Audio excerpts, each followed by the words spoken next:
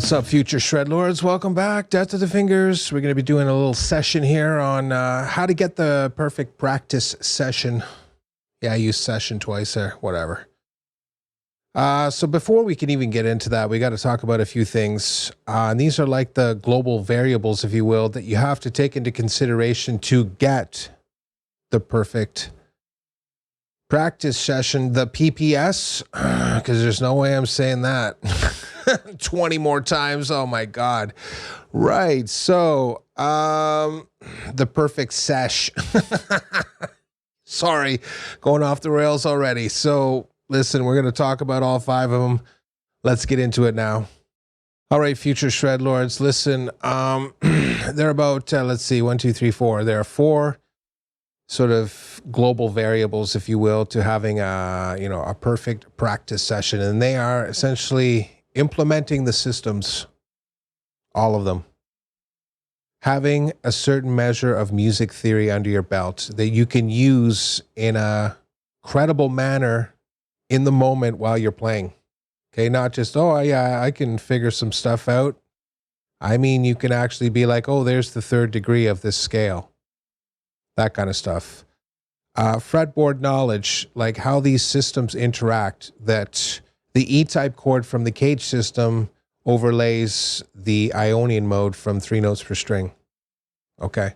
And last but not least, your sort of technical requirements with sweeps, with alternate picking, hammer-ons and pull-offs is a huge one that I think people way overlook. So if you haven't been doing that stuff, just, really get on the hammer-ons and pull-offs. It makes a really big difference. And it's hard.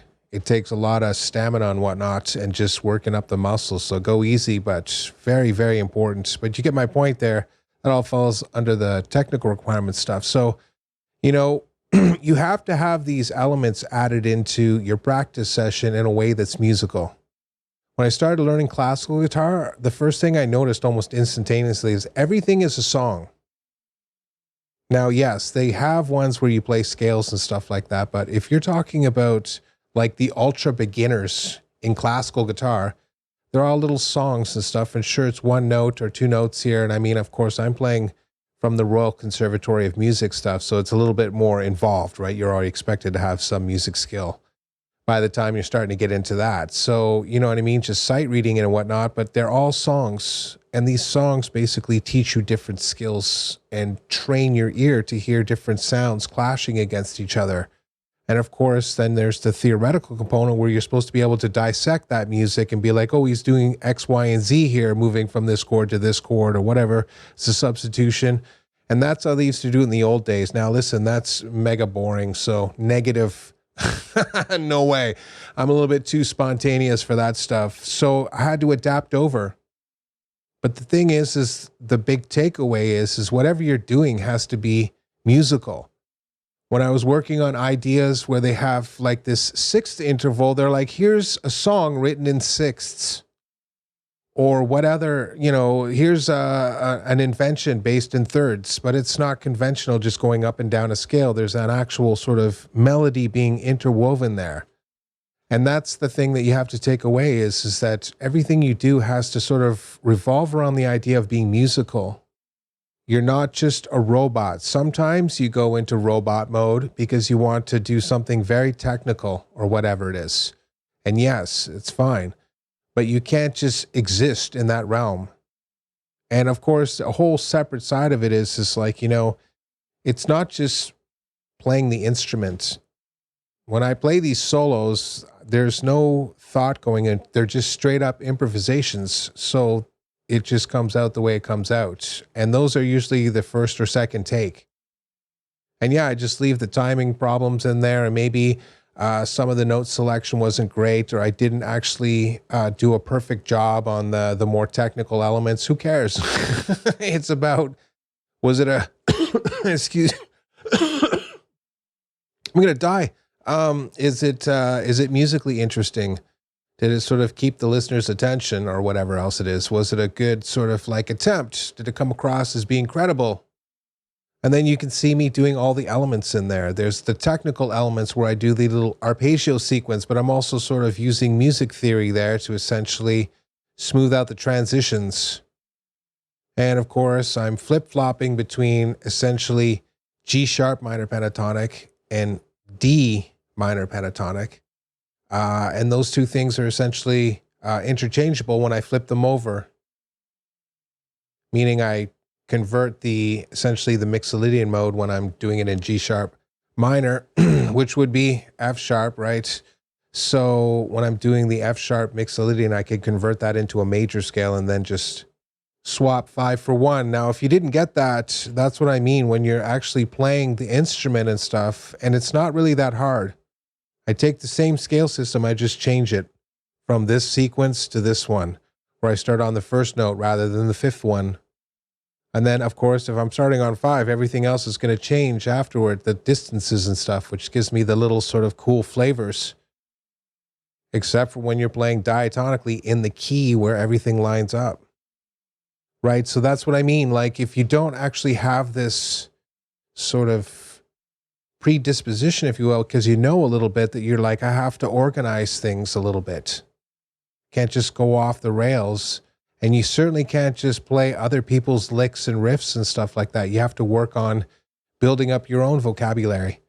It's like using other people's words, I guess you could say. I mean, yes, you can learn from them. Yes, you can absolutely use them, but they're supposed to be couched in your own ideas. Because everybody uses them. Of course, we all do. We ripped everybody off. I don't think I'm doing a single original thing. I'm just doing it in my own way, at least as I perceive it, you know. And that's how you should see it too. You just get it done. But people get nervous or whatever it is, and you start factoring in social media and all the rest of this crap, and it just becomes a nightmare. And that's where the problem is. They're more concerned about the externalities, things that are affecting them, rather than just being like, I want to be a great musician because I love playing music. And then you just put your nose to the grindstone. And that kind of gets me to the next point here, which is I got a few comments, you know, where people are like, you know, if you just kind of dumb down the lessons a little bit, you'd probably get more subs. And that's probably fair. But here's the thing, you know, we're like the Dark Souls of the YouTube music world. You know what I mean? There's a few channels like that. There's this one, because mine's modeled after Rick Graham's channel, where he's just like, you know, throw it out there. The people that are really serious are just going to be like, yeah, get it done. Just, I did it. He's like the, you know, the new guy for me, just for learning stuff. You know how hard it is to find people that will teach you something that's usable to get as like a stepping stone to the next level? That gets pretty challenging. You know what I mean? And you start to understand that, because when you see the higher end players play and whatnot, 99% of that is just them. That's just the way they play. It's how you like to decorate your house. It's the TV shows and movies that you're, whatever, like the best, or your music styles, or whatever it is, your gear. It's all individualized, or supposed to be. And that's what the practice session is meant to enhance, is your individuality. Nobody tells you that. They're like, do this, or buy this course and do this stuff. And it's, yeah, okay, sure. But I mean, the end goal has to be you sort of chipping off all the rough edges of this masterpiece, sculpture of whatever, music greatness. And you consistently refine it and refine it and refine it until you get very close approximation to where you want to be. You're always going to be the sum of all of your influences, but ultimately, the most important thing to remember is people are misconstruing technicality for music. No, which is why I'm avoiding a lot more of the technical stuff and getting more into the 80s sort of like metal stuff, where it was much more melodic. You know what I mean? Like Tony McAlpine and stuff like that, with more shred elements. So, or even the Planet X stuff, like, come on, kid. Even with Brett Garsett, it's another killer one, Quantum there. But you get my point, is not necessarily be like, oh, look, I can do this, you know, relentless cycle of super technical chops, instead of just playing like 5 notes, you know what I mean? Like, sometimes you have to clapton it up. And other times you have to just, drop the hammer like Percucci. And that's just it. You have to be able to shift gears. Again, another instance where the practice session comes in, because there's a balance between the technical requirements and your fretboard knowledge. So if these two things don't sort of climb up in unison, well, guess what? Your practice session falls apart and it becomes frustrating. And once you get frustrated, you start to lose motivation, and it just becomes a sort of, a not very fun experience. I get it. And music's already annoying to a certain degree because there's just so much stuff to know. So, I get it. But let's be very, very clear here. You got to understand, there's a huge mental component. Someone else was mentioning it in the comments. They're like, it's like a personal journey. And it's true. That's why the channel is difficult. It's meant to be sort of like a trial by fire. So if you're like that, the way that they phrase really intrigues me, right? I just like the way it sounds. I want to learn how this person sort of thinks about music, and that's exactly what you do. I have a huge collection of guitar players that I follow on the net. Tom Bukovac, or what? I mean, he's a Nashville guy. There's another guy from Nashville. Was doing stuff with Rev. I haven't seen any of his content in a while because I've just been busy doing other things. But still, you know what I mean? Like when I want to learn stuff about country music or what's going on in Nashville, or their kind of, and Andy Wood's another one. Obviously, there's all these new guys popping up and stuff like that, and you can get lessons. Now, listen, they're sort of like targeting their lessons more to, like, again, the sort of like up and coming guitar players. So you don't need my input on how to play that stuff, because they're basically giving you everything you need to know. And then most times it's pretty straightforward. This channel's more about basically critical thinking skills. You know what I mean? Where you start to break down the rigidity of music and be like, dance between the whatever. The starlight, you're no longer bound to like the more stringent rules. You're just kind of more like flexible, like Vi and all these other great players that just, shift and ebb and weave, if you will, with the music. There is no sort of, and it just captures these moments of utter greatness. And again, it just creates this measure of individuality. Now, listen, there's a lot of great guitar players from the 80s and stuff like that, but Steve Vai is considered one of the greatest. And rightly so. The man's basically a genius. You love or hate his music or whatever else. And sometimes it's a little much for me too, but the man's a genius. He's like, he's like the Van Halen type prototype stuff. So, you know what I mean? The biggest thing about it was just like his own sort of thought process and practice sessions and everything. He comes up with a 10-hour practice session. I wouldn't recommend it, you know what I mean? But that's my point, is like, when you listen to him play, it's very musical. He's always trying to, he fills it up, but still he's always trying to create some sort of mood or something like that. And he could do it on all levels, of course, slowly and fast and whatnot. And all the greats can do that. And that's just it. How do you turn it from a practice exercise into an actual solo? Well, you have to practice like you are soloing and whatever. When you put music on and you're playing to covers, you play along with the rhythms to a certain point, and then you just deke off because you know essentially what key you're playing in up to the minor pentatonic. Play a little minor pentatonic lick and do your thing, and then jump back into the rhythm. That's real practice. You know what I mean? Or you work an exercise. You're like, I'm going to do this groups of 4. And you try it over a song that's fairly up-tempo, and you're like, okay, it's not quite there. Just find another song that you like. Basically start playing along to that one, and then slow it down until you can. Eventually you'll just be listening to the song and playing the pentatonic run, and again, you're getting a really good sort of practice session out of that, and eventually you start moving them around, and Bob's your uncle, and that's just how it works. A lot of people are like caged birds, and they just don't understand that every once in a while the door is actually wide open and ready for you just to take wing. You just have to have a bit of confidence and a good work ethic. And, a bit of gray matter. No doubt there is some music math going on there, if you will. But all that stuff going on in the background, the idea of sort of like balancing out the elements, the technical requirements, the fretboard knowledge, the music theory and a practical application on the fretboard, and applying the systems like 3 notes per string or the classical method or triad arpeggios or dominant 7 arpeggios or 3-in-1 or various other arpeggio systems or other more exotic scales like the harmonic minor and the melodic minor. Those are all systems, right? And then you have to find how they sort of interact with what you know and look for little ideas. You might not be able to use all 5 scales of the melodic minor, but you might find one spot where you're like, I really like how that sounds. And just going through the process of being like, that's something I'm actually interested in is the essence of your practice session. You know what I mean? You get the 5 in the classical method, say, and all of a sudden you're playing along to a blues backing track and you start playing all 5 shapes and you're like, okay, that one definitely no. That is the training.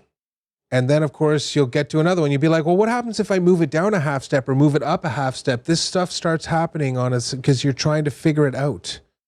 Critical thinking skills. And eventually you hone those to the point where you can just move around as you please on the fretboard.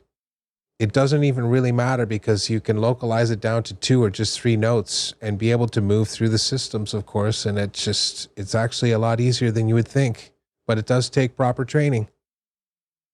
And so, you know, with that kind of essentially as the driving force to your actual practice session, when you pick up the instrument, don't just sit there and play a bunch of scales and a bunch of chord sequences or 2-5-1s or whatever it is. Instead, put on some covers on YouTube or whatever with your favorite album, whatever you got going on there for your setup, and move around. And then instead of just consistently following the music all the time or just noodling off in like, you know, no man's land, try to have a much more focused situation. And if you have to, and you can, you should stop and try to perfect some of your ideas. So obviously I had to take about 3 whacks at the arpeggio one before I actually thought it sounded good enough to just be like, all right, done.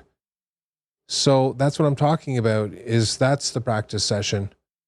This supervisory skill upstairs here that's basically being like, just don't do automaton stuff. Like, oh, play this scale shape 5 million times. No. Put on a backing track or put on your favorite song and then try to find where that scale is. And then try to figure out using music theory what key you're playing in, where all the various positions are. Once you start doing stuff like that, I guarantee you within 6 months, you'll be like, wow, I've made more progress in 6 months than I've made in the last 5 years. You can take it from me. I made every mistake you can make, and I was already trained as a musician because I'm an idiot. So there it is. But, you know, don't wait until the very end, like me, when it's 50. Instead, do it now, and you're like, you know, late 20s or mid to late 30s and stuff like that, and you'll be surprised in like 3 years. You'll go from being like a pretty good guitar player to a really sick musician. People will be like, damn, man, that guy can play. If that's your thing, or you just want to be able to do it for yourself, man. I love making music. I have a whole recording thing going on, right? So we just haven't released music because I've been working on the mixes. But I'm done 2 of them. I finished 2 today. So I'm just like, nice. Super Void coming out probably in like 6 weeks. It's pretty badass. But there it is.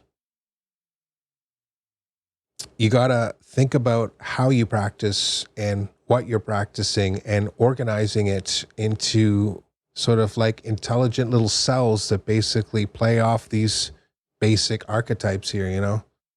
Mixing up the fretboard knowledge, like the cage system and the classical method using, say, the harmonic minor.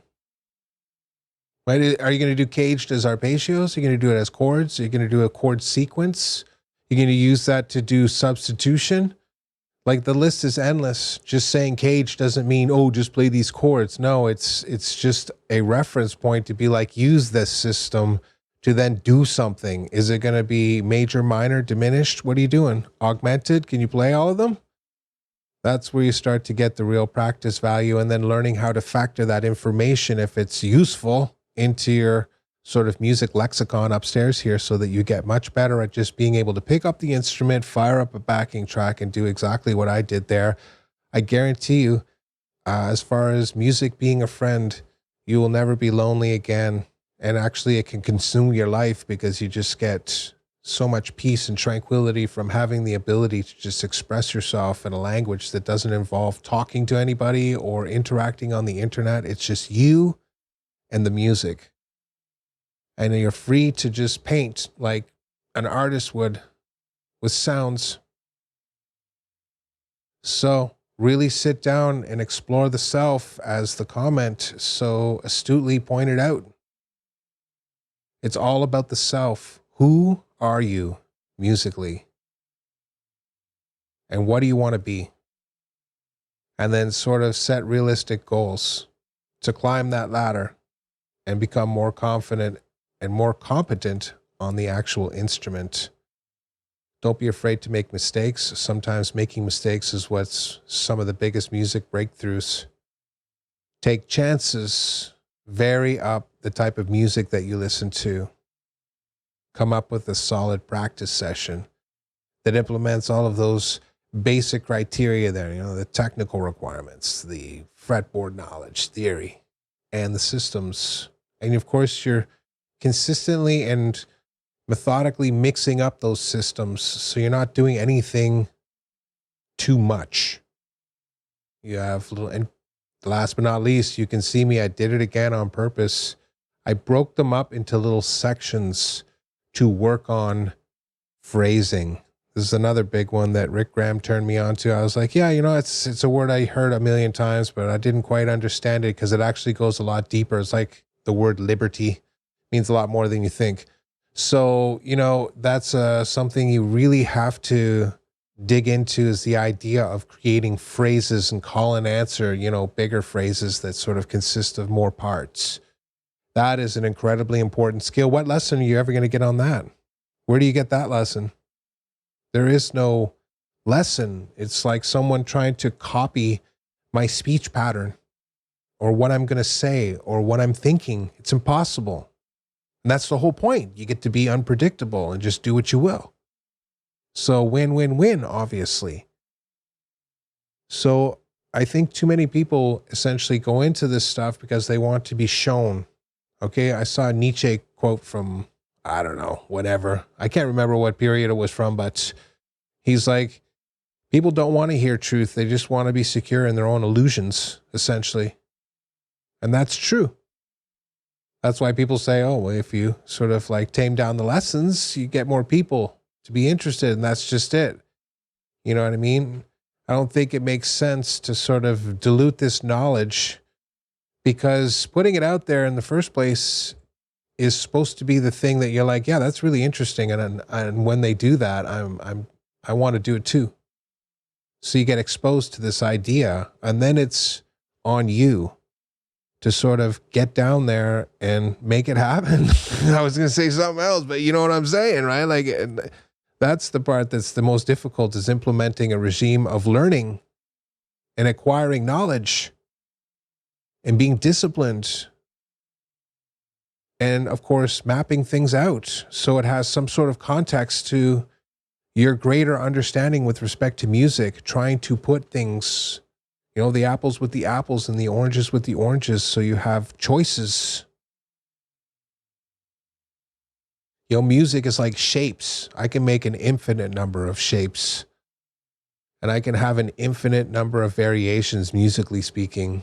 It's the exact same thing, but, you know, shapes can be various colors and so on and so forth. It's exactly the same with music. It's the same principle, basically, on a macro level. And so the knowledge is transferable. And so that's why I'm like, it's a journey of the self. If you sort of get into music, obviously music is deeply related to math and stuff like that. So you probably have a, you know, a natural talent in that too. It's just whatever, hidden or rusty. Or you may have enjoyed math, but you're like, the teacher sucks, so they couldn't make you get excited and stuff like that with respect to learning the material. And that's just it. Here's I guess the final revelation is certain parts just suck, and you have to put your head down and get it done. I like to put on a 3-hour movie and just sit there and quietly and slowly just repeat, repeat, repeat like a robot, and do that, you know, once or twice to just completely burn it in there. And it really is not fun. I get it. It gets more fun, obviously, when you start to get a little bit more confidence, but that's just it. You got to go through this initial sort of like just smash through the barrier and get it done. And when you start to orient your mind, of course, to be able to be like, first assimilate the knowledge and then start to work on the technical requirements. And then start to be like, how does this apply to fretboard knowledge? What does it look like when it's in the E-type position of the cage system? What does it look like when it's in the C-type or the A-type? When you're talking about the melodic minor, right? Just the scale, just that one scale. Right. And then, of course, you'd be like, oh, well, this system starts to come into play, the classical method. And of course, then you can start to visualize the theory. You can be like, these two things basically overlap. So you have choices because some of the notes are going to be off center like that. And those are those little weird, you know, bluesy notes and all the rest of that stuff, the sharp 5, the flat 3 and all that good stuff. Flat 9, flat 13, all of it.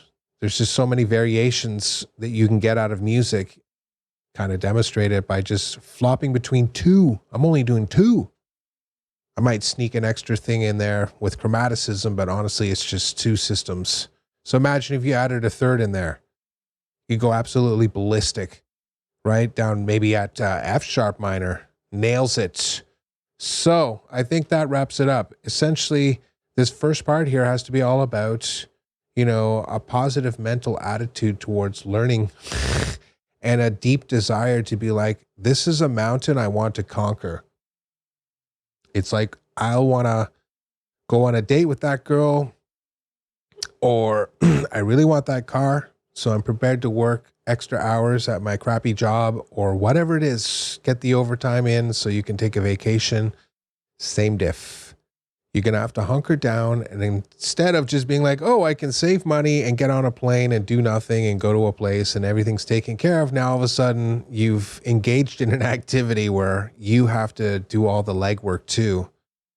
And maybe that appeals to you. And if it does, then, you know, you're definitely welcome here. And I'm not saying anybody's not welcome, but what I'm saying is that I'm not going to sort of like let off the gas, if you will, because I want to make it easier for people. I want people to be like, yeah, it's kill or be killed here, boys. And that's just it, man. Hopefully it actually gets you inspired to be like, I want to get to that level too, which is exactly what I experienced. And that I don't want to take that away from people. There's a fierceness of competitiveness when you sort of see a great player and you're like, one day I'll be as good as that guy. Tony McAlpine. Him and George Lynch was another one. Obviously Van Halen and Randy. Warren DeMartini was absolutely phenomenal on that Rat album. Holy smokes, is he ever great on that one.